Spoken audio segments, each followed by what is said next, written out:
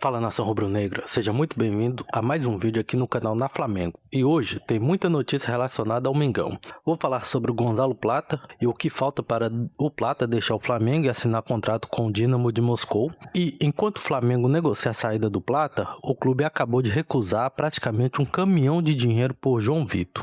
Tem também Danilo falando abertamente sobre a renovação e revelando onde pretende encerrar a carreira. Felipe Luiz continua simplesmente imparável no Mônaco. E para fechar, a novela envolvendo Vasco, Palmeiras e Crefisa ganhou um capítulo pesadíssimo, porque a Aresf abriu oficialmente uma investigação, impôs restrições ao Vasco e o Flamengo resolveu se manifestar publicamente sobre o caso.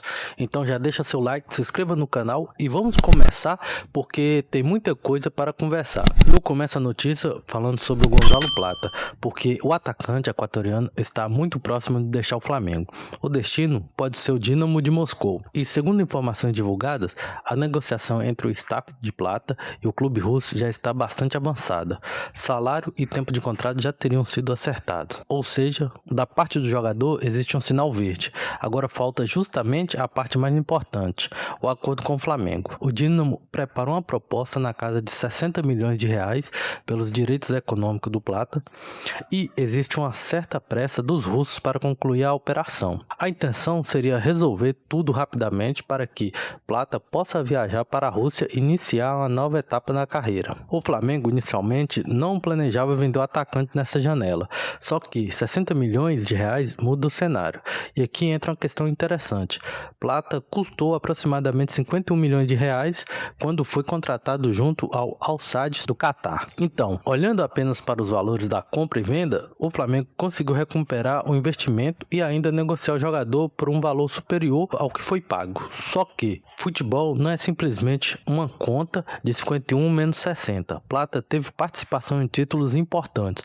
Foi dele, inclusive, o gol da vitória contra o Atlético Mineiro na Arena MRV na final da Copa do Brasil de 2024. Depois disso, viveu altos e baixos, mas continuou fazendo parte de um elenco extremamente vencedor. E agora existe uma possibilidade real de saída. Inclusive, dependendo do avanço das conversas, Plata pode nem enfrentar o Botafogo no clássico desse domingo. E eu quero saber a opinião de vocês. Por 60 milhões de reais, você venderia Gonzalo Plata? Porque essa resposta fica ainda mais interessante quando a gente olha para a próxima notícia. Porque o Flamengo recebeu outra proposta de 60 milhões de reais aproximadamente, só que dessa vez o Mengão respondeu e foi direto falando que não ia vender. O Grupo City ofereceu 10 milhões de euros pelo zagueiro João Vitor, algo próximo de 60 milhões de reais na cotação atual, e o Flamengo recusou. E não foi a primeira vez, essa já é a segunda investida do Grupo City pelo jogador. João Vitor tem apenas 19 anos, é capitão da seleção brasileira sub-20 e é tratado internamente como uma das grandes promessas da base do rubro-negro. E apesar de ainda ter poucos jogos como profissional, a diretoria acredita que ele pode valer muito mais no futuro, principalmente porque existe a possibilidade de disputar uma Copa do Mundo sub-20 no ano que vem. Uma boa competição pela seleção brasileira pode aumentar bastante o valor de mercado do jogador, mas existe também uma questão esportiva.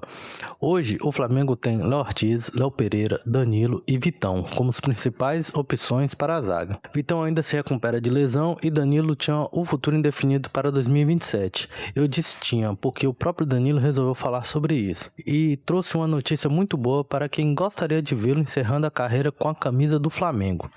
Danilo afirmou e confirmou que já conversa com o clube sobre a renovação. E mais do que isso, a vontade existe dos dois lados. Segundo ele, não existe nesse momento nenhum grande obstáculo impedindo um acordo. Danilo quer jogar mais uma temporada e 2027 pode ser justamente o último ano de carreira. Ou seja, ele quer encerrar no clube de coração. Eu acho que tem algo muito simbólico nisso, porque um jogador que construiu uma carreira gigantesca na Europa, passou por clubes como Real Madrid, Manchester City e Juventus, voltar ao Brasil e escolher justamente o Flamengo para colocar um ponto final na carreira é algo grandioso. E mesmo sem ser titular absoluto, Danilo tem uma importância que vai além dos minutos dentro de campo. É uma das lideranças do elenco. E ele também aproveitou a coletiva para responder outra questão que vinha circulando nos últimos dias, uma suposta insatisfação dos jogadores com Leonardo Jardim. Danilo praticamente descartou essa história. Segundo ele, não existe esse desentendimento dentro do Flamengo. O que existe são discussões normais entre jogadores e treinador, principalmente um ambiente de alto nível onde todo mundo quer vencer. Danilo chamou a atenção para algo interessante. Quando o Flamengo ganhar de 5-1, ninguém fala em crise. Quando acontece um resultado ruim, começam a aparecer informações sobre elenco rachado, jogador insatisfeito, treinador pressionado. E segundo ele, o grupo tem conseguido não deixar esse tipo de notícia afetar o ambiente interno. Agora, saindo do atual treinador do Flamengo, vamos falar de um velho conhecido na nação que começou voando na Europa. Filipe Luís segue 100% no comando do Mônaco. São 3 jogos, 3 vitórias e dessa vez veio uma goleada. O Mônaco venceu o Gonit Zagreb por 4-1 e garantiu classificação para a fase de liga da Conference League. No primeiro jogo, lá na Polônia, o Mônaco já tinha vencido por 3-2, ou seja, no agregado são 7-3.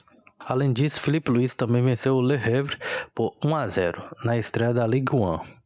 Então, o início é excelente, mas agora começa uma sequência que vai mostrar um pouco mais sobre o tamanho desse trabalho. O próximo adversário é o Olympique de Marseille e depois vem o PSG, aí o nível sobe bastante. Para quem acompanha o trabalho do Filipe Luís no Flamengo, no Mengão, não chega a ser exatamente uma surpresa.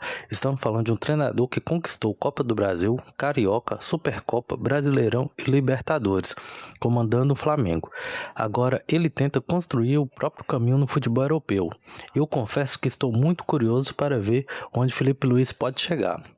Agora, para fechar o vídeo, precisamos voltar ao Brasil, porque a confusão envolvendo Vasco, Palmeiras, Crefisa e BAP ganhou um capítulo muito importante. E dessa vez, não estamos falando apenas de troca de declarações. A AREF decidiu abrir formalmente uma investigação sobre a possível aquisição de 90% da SAF do Vasco por um grupo liderado pelo empresário Marcos Lamáquia. E o ponto central de toda essa discussão é uma possível relação de influência entre clubes que disputam a mesma competição. Marcos Lamáquia é filho de José Roberto Lamáquia, empresário ligado à Crefisa e marido da Leila Pereira, presidente do Palmeiras. Além disso, Marcos é enteado de Leila. E justamente por causa dessas relações, a ANESF decidiu analisar se existe ou não um possível conflito de interesse. Enquanto essa investigação acontece, foram estabelecidas medidas cautelares. Vasco e Palmeiras ficam impedidos de realizar determinados negócios entre si. Isso envolve negociação de jogadores, operações financeiras, compartilhamento de estrutura, funcionários e informações consideradas sensíveis. Também existem restrições envolvendo novas operações financeiras do Vasco, com a empresa ligada à Crefisa. E depois de BAP ter levantado publicamente questionamentos sobre toda essa operação, o Flamengo divulgou a nota oficial apoiando a decisão de investigar o caso. O clube argumenta que essa discussão vai além de Flamengo, Vasco e Palmeiras. Para o Flamengo, permitir algum tipo de influência, controle ou dependência econômica entre participantes de uma mesma competição poderia comprometer o equilíbrio esportivo e abrir um precedente perigoso para o futebol brasileiro. E o Flamengo foi além. Na nota, o clube defendeu que as medidas cautelares também alcancem empresas relacionadas aos grupos envolvidos na operação, citando inclusive aplacar linhas aéreas. Agora, a ARESF terá até 30 dias para analisar o caso, e aí teremos uma resposta muito importante. E aqui, existe realmente um conflito de interesse nessa possível venda da SAF do Vasco? Ou a operação poderia seguir normalmente depois de investigação? Independentemente da resposta, uma coisa já ficou clara: BAP comprou essa briga. E agora o assunto deixou de ser apenas uma discussão pública e entrou oficialmente na esfera regulatória. E eu quero terminar justamente ouvindo você. Primeiro, o Flamengo faz certo em entrar nessa discussão envolvendo Vasco, Palmeiras e Crefisa? E segundo, vocês venderiam Plata por 60 milhões de reais? E terceiro, o Flamengo acertou ao recusar os mesmos 60 milhões por João Pedro? Coloca a opinião de vocês aqui no comentário, porque eu quero saber o que a nação está pensando sobre tudo isso. E se gostou do vídeo, deixa seu like, se inscreva no Na Flamengo e ative as notificações para não perder as próximas notícias do Mengão. Um grande abraço, nação, e fui!